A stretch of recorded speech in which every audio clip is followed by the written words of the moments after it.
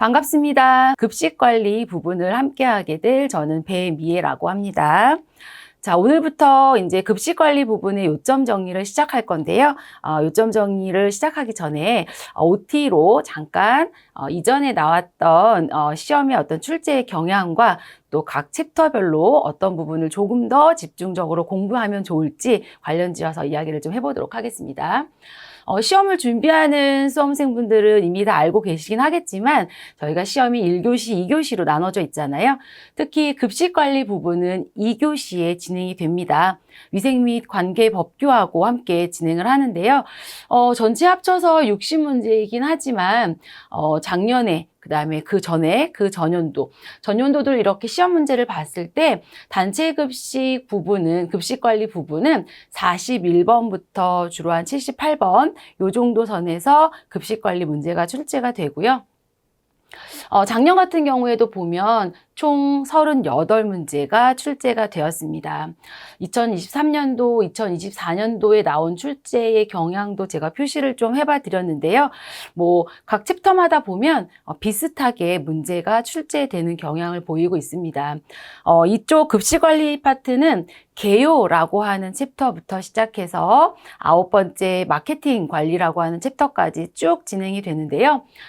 보시면은 개요가 4문제 정도, 식단 관리라고 하는 파트는 한 4~5문제, 구매 관리는 한 7문제, 생산 및 작업 관리 7문제, 위생 안전 관리 3~4문제, 시설 관리 한 3문제, 원가 및 정보 관리 한 2문제, 인적 자원 관리가 5문제, 마지막 마케팅 관리가 2문제 정도로 어느 챕터 하나 사실 빠지지 않고 출제가 되긴 하지만 그래도 비교적 많이 출제가 되는 영역 있잖아요. 구매 관리라든지 생산 및 작업 관리라든지 인적 자원 관리라든지 이런 파트는 조금 더 많은 문제가 출제되니까 집중적으로 공부하시면 좋을 것 같습니다. 자, 이쪽 문제 저희 아시겠지만 과목마다 과락이 있습니다. 그래서 어느 한 과목만 잘 봐서 전체 점수만 잘 본다고 합격하는 건 아니잖아요. 그래서 모든 그 과목들을 두루두루 잘 보시긴 해야겠지만 급식관리라고 하는 부분은 유독 또 공부를 하시면 점수를 잘 받을 수 있는 그런 과목 중에 하나입니다. 그래서 저랑 이제 요점 정리를 쭉 하시면서 작년에 출제됐던 문제들도 제가 짚어드리고요. 또 이쪽 부분들은 어떻게 공부를 해야지만이 시험에 잘 정답을 맞출 수 있는지 이런 팁을 함께 말씀드리면서 요점 정리를 시작해 보도록 하겠습니다. 자, 첫 번째 파트는 개요 파트예요. 개요는 크게 급식의 유형과 체계라고 하는 부분, 급식의 계획과 조직이라고 하는 부분으로 나뉘어져 있습니다. 각 챕터별로 그냥 공부하시기보다는 그 챕터에서 이런 소제목 있잖아요. 소제목이 좀 중요하다고 볼 수 있어요. 그러니까 소제목에서 또 문제가 출제가 될 수 있다라는 그런 생각도 하시면서 소제목을 그냥 넘기지 마시고 좀 보시면 좋을 것 같습니다. 자, 첫 번째 급식의 유형 및 체계라고 하는 부분인데요. 처음에는 급식 산업이 무엇인지 정의를 내리고 있어요. 모르시는 분은 없겠죠. 현대 이제 식생활 양식의 변화에 따라서 새롭게 등장한 산업 분야입니다. 사실 이게 지금 최근에 일어난 일은 아니죠. 꽤 오래 전부터 이제 이렇게 등장한 산업 분야고요.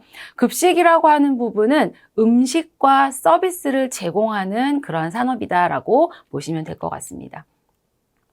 자, 이러한 급식 산업은 두 가지로 분류가 되어 있습니다. 영리를 목적으로 하느냐, 영리를 목적으로 하지 않느냐로 상업성과 비상업성으로 구분을 합니다. 비상업성, 말 그대로 상업적이지 않은 거죠. 그래서 영리를 목적으로 하지 않습니다. 이것을 보통 우리가 단체 급식이라고 하고요. 주로 학교나 산업체나 병원이나 여러 가지 시설에서 이루어지는 급식이 단체 급식이고 비상업적 급식입니다. 영리를 목적으로 하지 않기도 하지만 특정 다수인에게 계속적으로 식사를 제공하는 것이 단체 급식의 특징입니다. 그럼 반대로 외식업이라고 하는 건 상업적 급식입니다. 그렇기 때문에 위에서 언급했던 비상업적 급식과 반대로 생각을 하시면 될 것 같습니다. 그래서 외식업은 주로 일반 음식점들, 어떤 식당이라든지 이러한 곳들을 떠올리시면 단체 급식과 외식업, 비상업적 급식과 상업적 급식을 구별하실 줄 아실 겁니다. 우리 영양사 시험 같은 경우에는 주관식으로 답을 쓰는 것이 아니라, 단답형으로 답을 쓰는 것이 아니라 객관식에서 답을 선택하는 거다 보니까 무엇을 뚜렷하게 암기를 정확히 하면 물론 아주 바람직하겠지만, 그러지 못하더라도 의미를 정확하게 이해하시면 시험 문제를 풀 때 많이 도움이 됩니다. 그래서 하나만 정확하게 알고 계시고 나머지 거는 반대로 생각하시면 좋을 것 같습니다.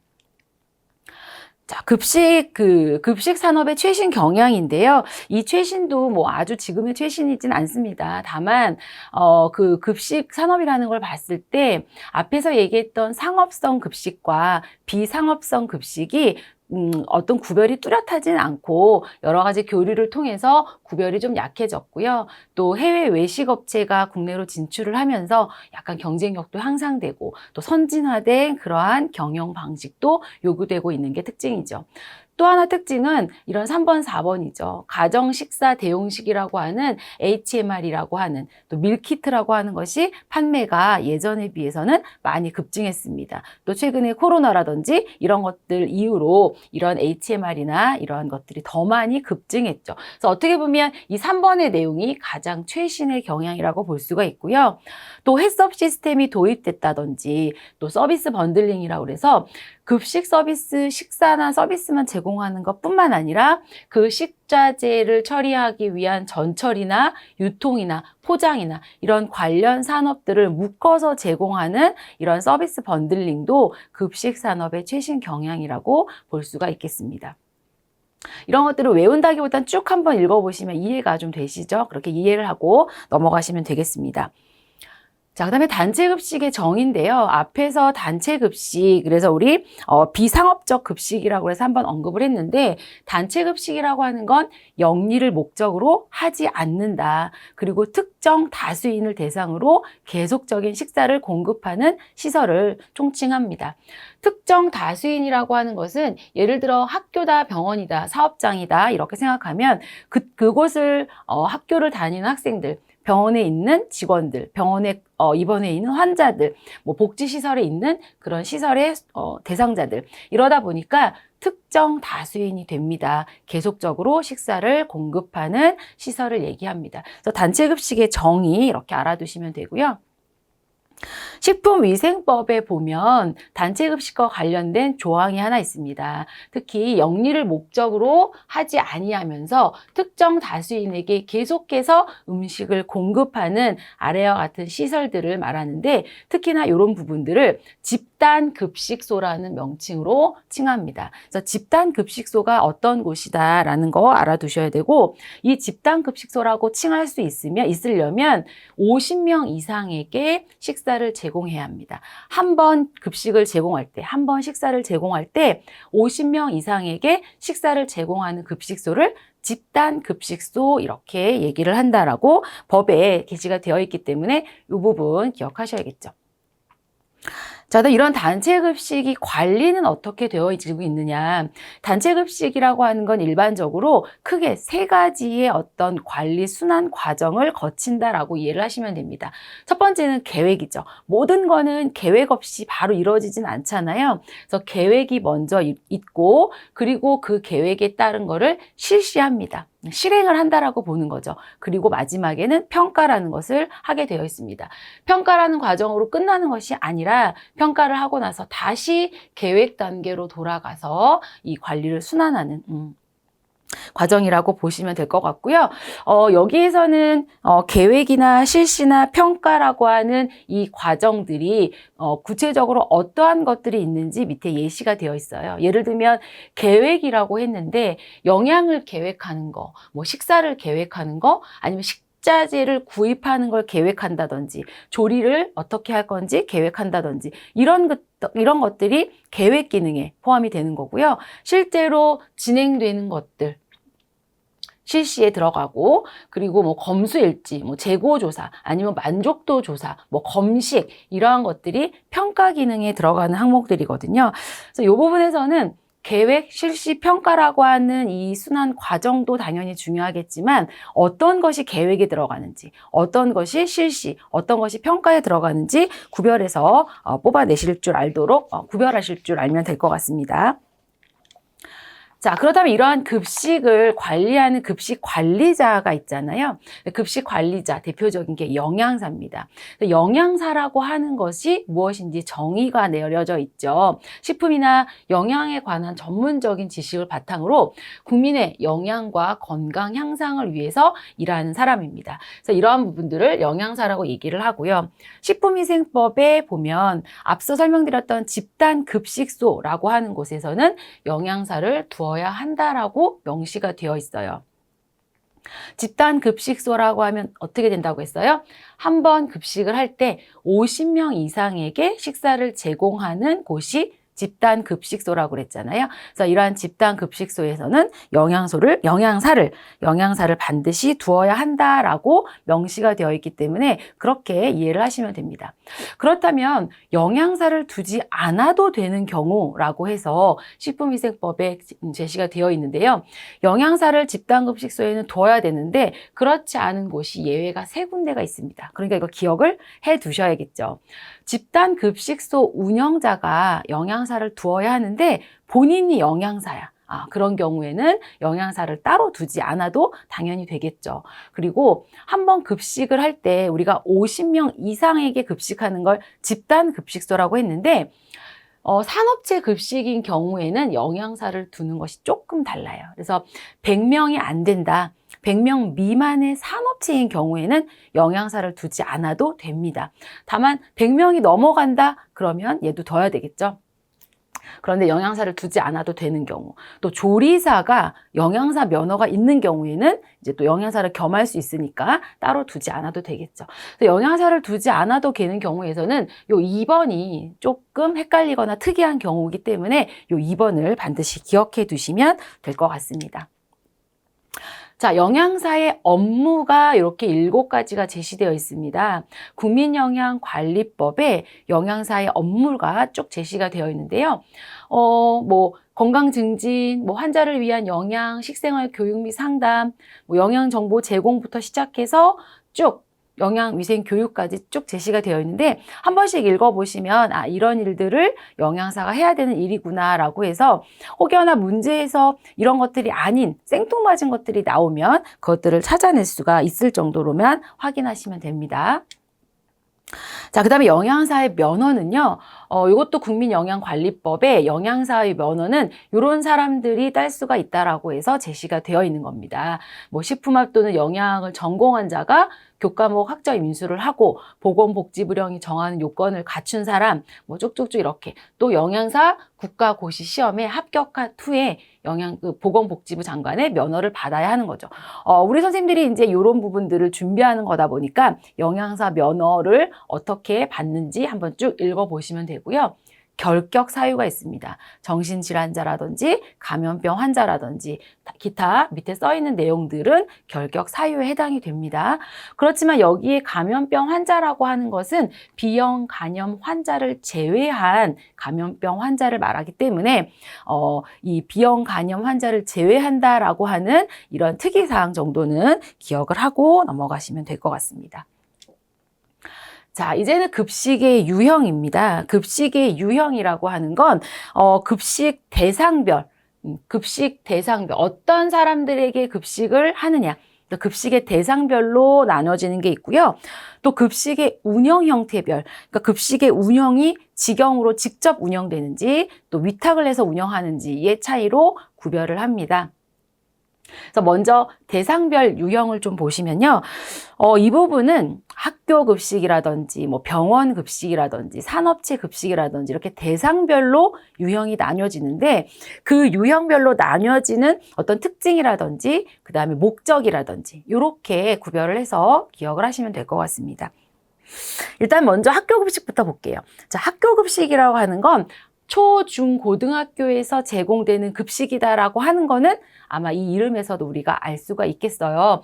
대학교 급식은 제외입니다.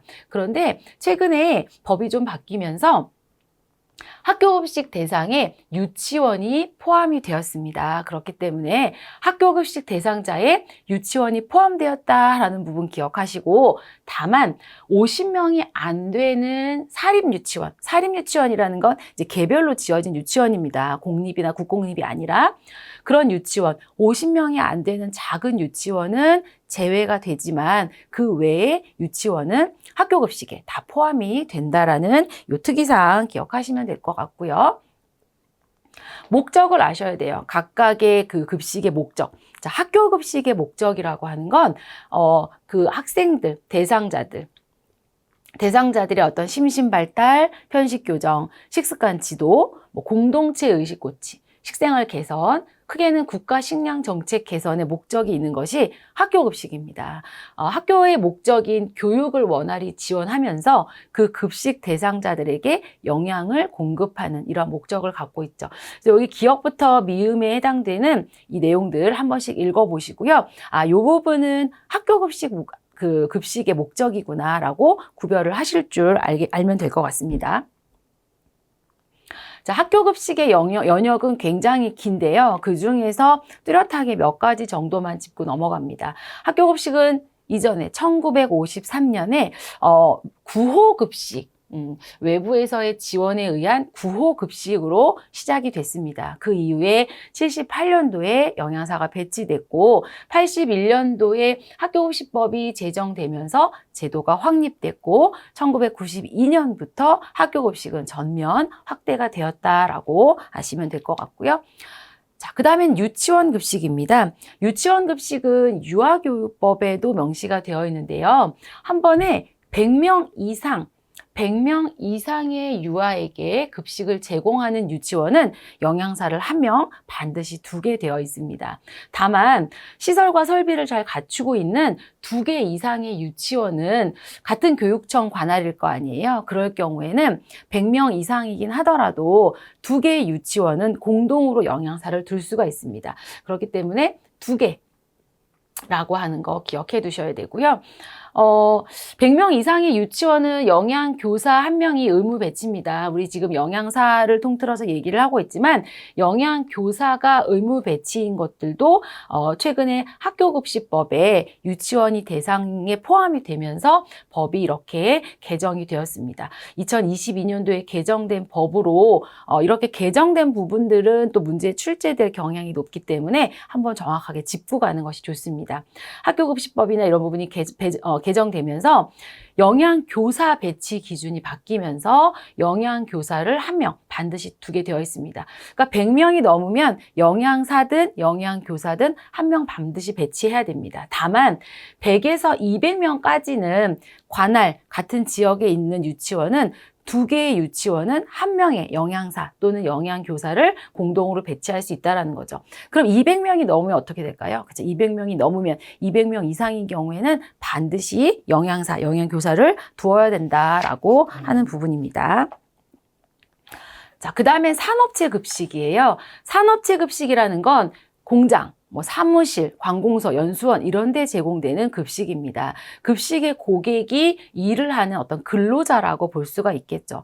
단체 급식 시장 중에서 규모가 가장 크다라고 볼 수가 있고요. 또 하나의 특징은 위탁률이 높습니다. 자, 위탁률이라는 건 직접 그 회사에서 관공서에서 직접 운영한다기보다는 급식을 하는 업체, 그런 위탁 회사에다가 맡기는 그런 걸 얘기합니다. 그래서 단체 급식 중에서도 산업체 급식이 위탁률이 가장 높은 게 특징이고요.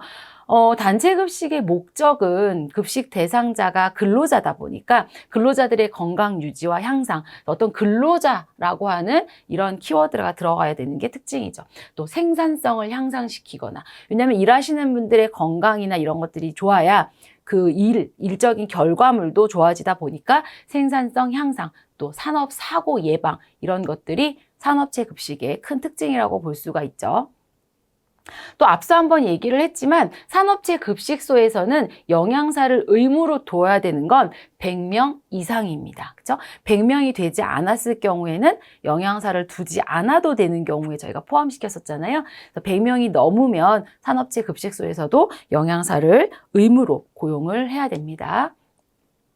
자, 다음은 병원급식이에요. 자, 병원급식은 대상자가 누구겠어요? 그렇죠. 병원에 입원해 있는 환자들이라고 보면 됩니다. 물론 병원에 근무하시는 직원분들도 되지만 그런 직원분들은 어떻게 보면 산업체 급식에 좀 가까울 수 있고요. 이 병원급식이라고 뚜렷하게 얘기하고자 하는 이 유형은 병원에 주로 있는 환자들을 생각하시면 됩니다. 그래서 환자들의 질병 치료 개선이나 체력 회복을 지원하기 위한 급식을 우리가 병원급식이라고 얘기하는데 환자 급식과 직원 급식으로 나뉘어지기는 하죠.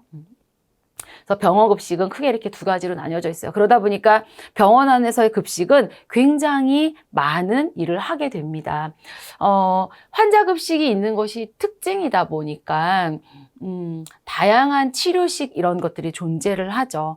그래서 다품종이라고 하는 건 뭐 고혈압식도 있을 수 있고 당뇨식도 있을 수 있고 그 환자들의 질병에 따라서 치료식 종류가 굉장히 다양한 품종이에요. 그렇지만 생산은 되게 소량 생산이죠. 이 소량 생산이라는 건 전체적으로 보는 것이 아니라 이 각각의 품목들을 다 조금씩 만들어내야 되는 걸 얘기합니다. 그렇기 때문에 일반적인 식사에 비해서 굉장히 다양한 치료식을 제공해야 되다 보니까 낮은 생산성을 가지고 있는 게 특징이고요.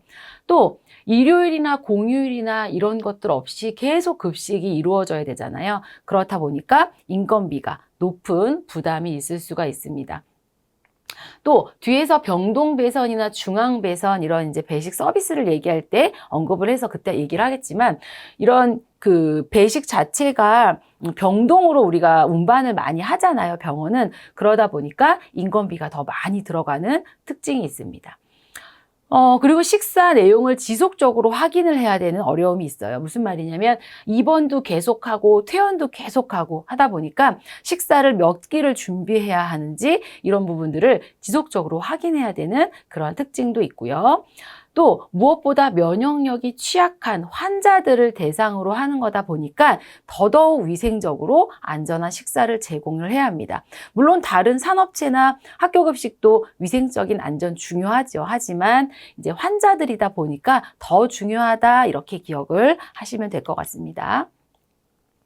자, 그 다음에 영유아 급식 시설이에요. 자, 영유아 급식은 이제 뭐 어린이집 주로 어린이집, 뭐 유치원 이런 거 생각하시면 되는데 100명 이상이다, 아이들이 100명 이상이다 했을 때는 영양사를 의무 배치해야 합니다. 물론 여기에 나오는 숫자들은 그 아이들 플러스 선생님들도 다 포함이긴 할 거예요. 급식 제공 수로 봐야 되니까. 근데 100명 이상인 시설이다 그러면 영양사를 의무 배치해야 하지만 2개 시설까지는, 그렇죠? 2개 시설까지는 공동으로 한 명의 영양사 배치가 가능하다라고 했습니다.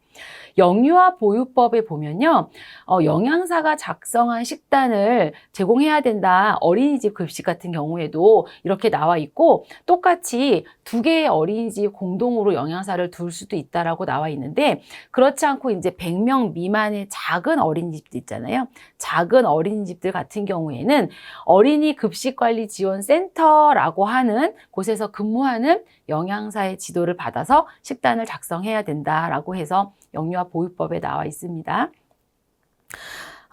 이렇게 영유아 급식, 뭐 어린이집 급식, 유치원 급식 이 부분에서도 영양사를 두어야 하는 이러한 규정 정도는 정확하게 알고 넘어가시면 될 것 같아요.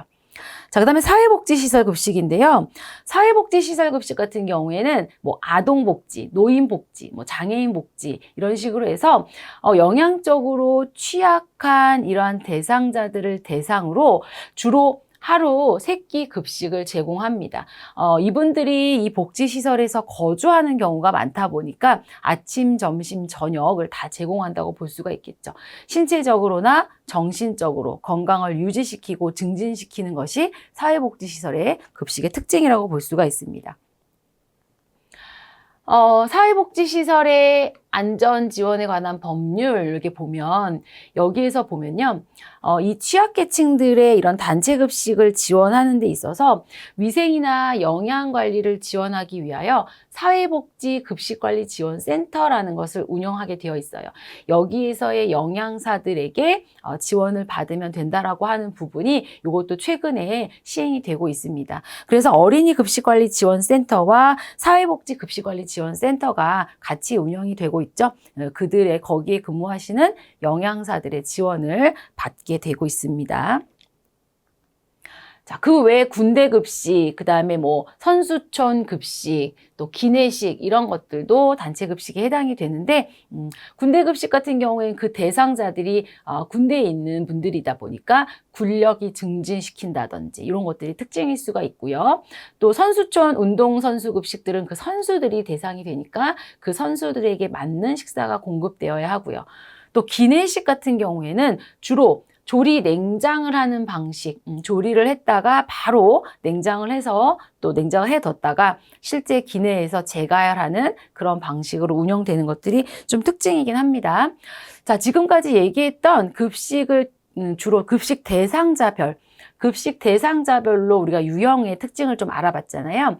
그런데 그런 급식 대상자들의 목표, 그 다음에 특징, 요 부분들만 구별하실 줄 알면 됩니다. 주로 이쪽은 문제가 출제가 거의 되고 있어요. 그렇기 때문에 다음 중 뭐 산업체 급식의 목적으로 맞는 것은 아니면 다음 중 산업체 급식의 특징으로 틀린 것은 이런 식으로 문제가 출제가 되니까 다 외운다기보다는 각각의 좀 뚜렷한 특징들만 구별을 해서 이해하시면 될 것 같습니다.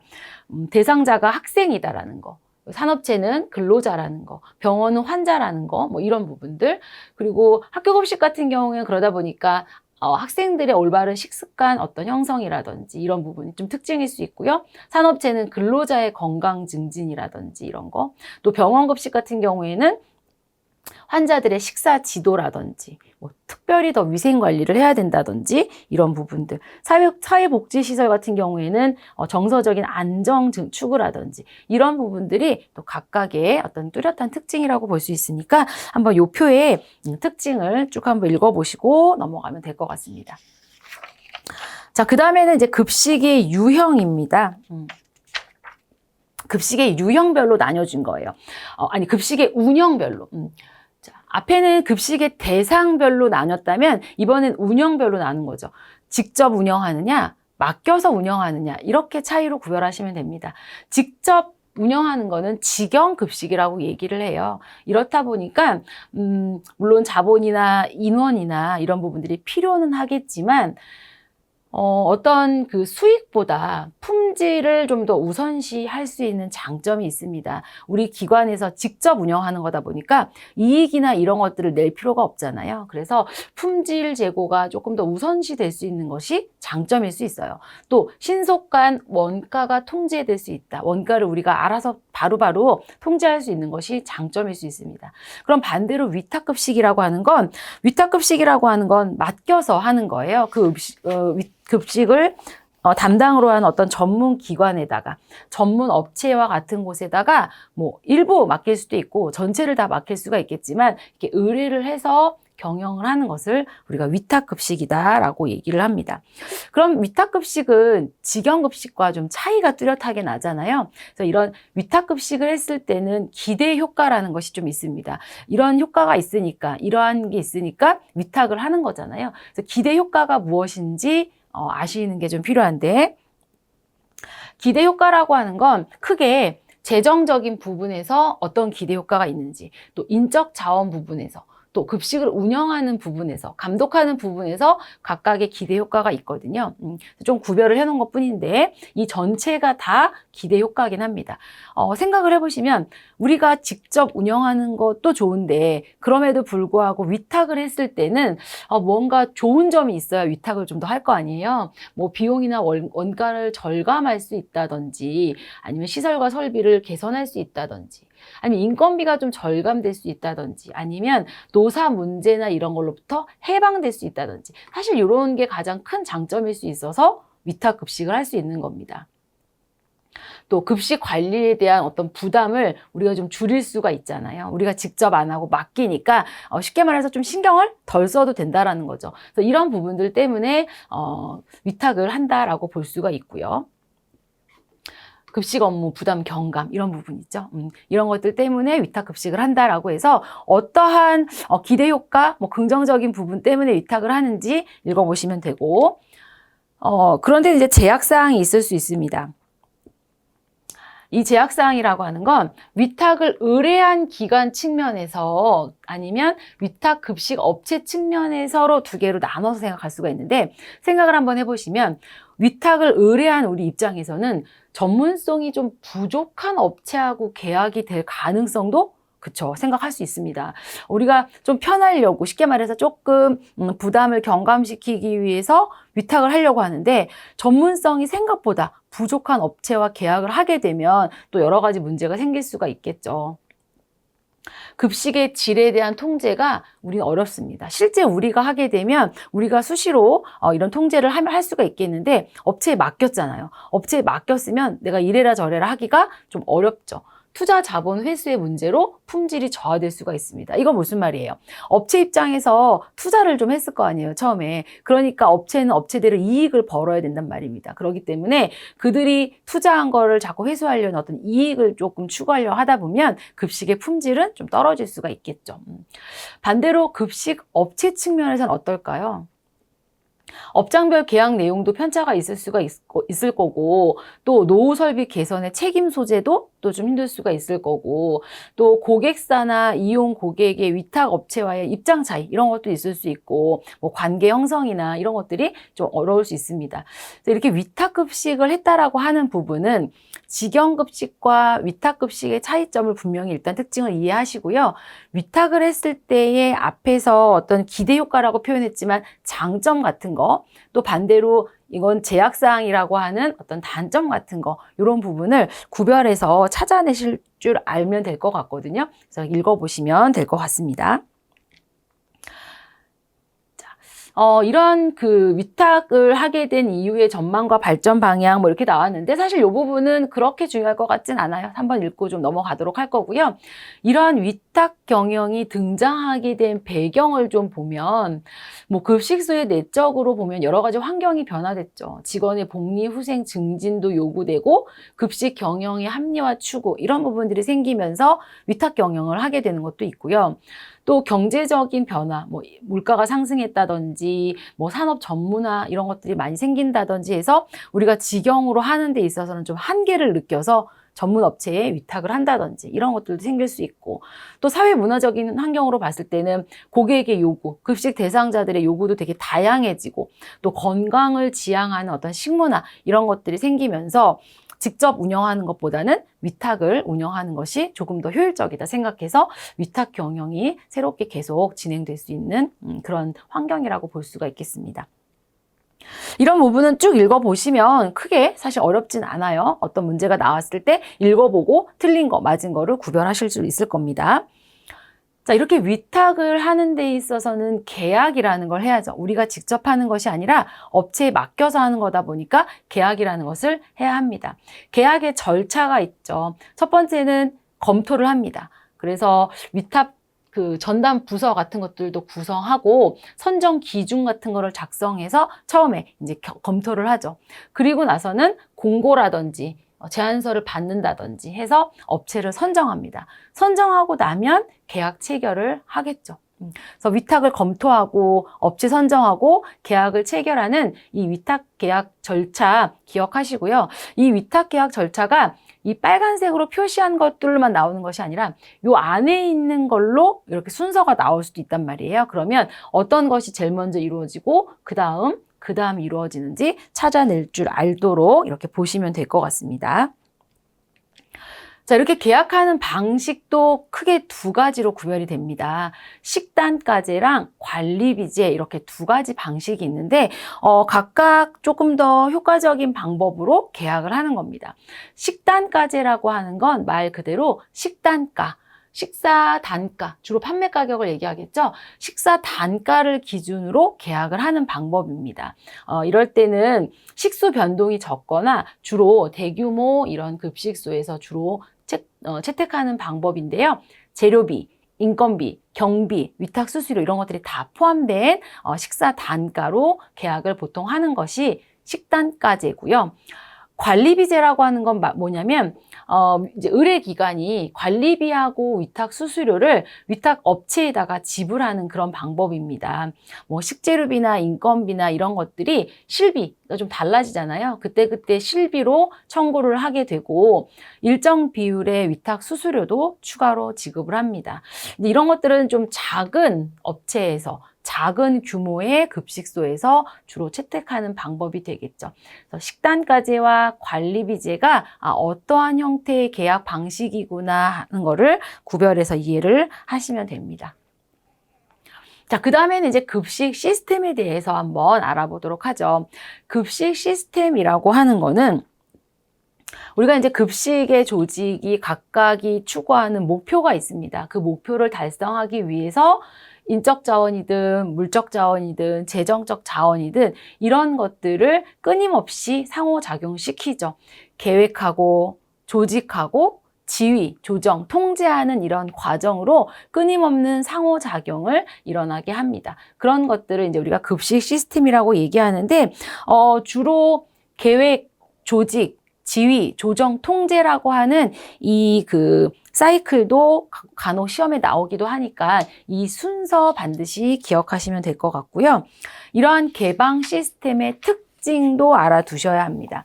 자, 이러한 개방 시스템의 특징도 시험에 주로 나올 수 있는데 빨간색으로 표시된 이러한 특징들이 어떠한 거구나, 어떤 거를 설명하고 있는가를 아셔야 됩니다. 뭐냐면 첫 번째는 상호 의존성이에요.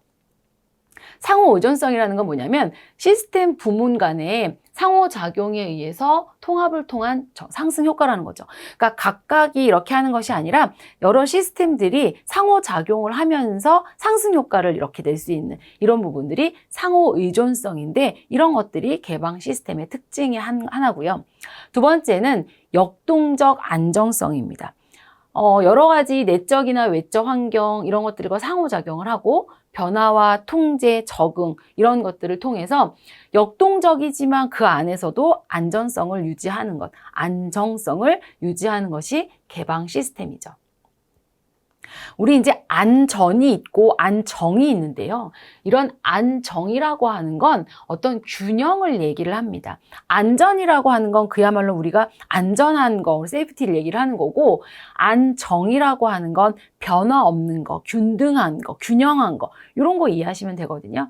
그래서 여러 가지 변화와 통제에도 적응한 균형을 유지한다라고 하는 것이 안정성을 얘기하는 거고요.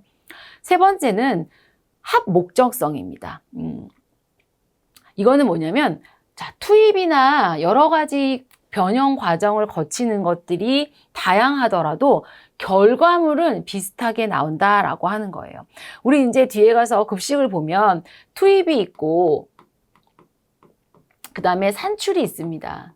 그런데 뭔가가 들어갔어. 그러면 나중에 결과물이란 산출이 나오잖아요. 이럴 때 중간에 일어나는 과정이 우리가 이제 여기 지금 변형이라고 표현했는데 변형이나 이런 과정들. 뭔가 들어갔는데 이것들이 바뀌어가지고 어떤 과정들을 통해서 결과물이라는 게 나오는 일련의 이런 과정이 아주 기본일 수 있는데 이럴 때 투입이 다양한 게 이루어져요. 또 변형도 한 가지가 아니야. 다양한 변수가 일어날 수 있고 다양한 과정을 거칠 수 있는데 이런 것들이 다양하더라도 이 결과물은 유사하거나 아니면 동일한 것들이 나온다라는 얘기입니다. 그래서 이런 것들이 합목적성이 되고요.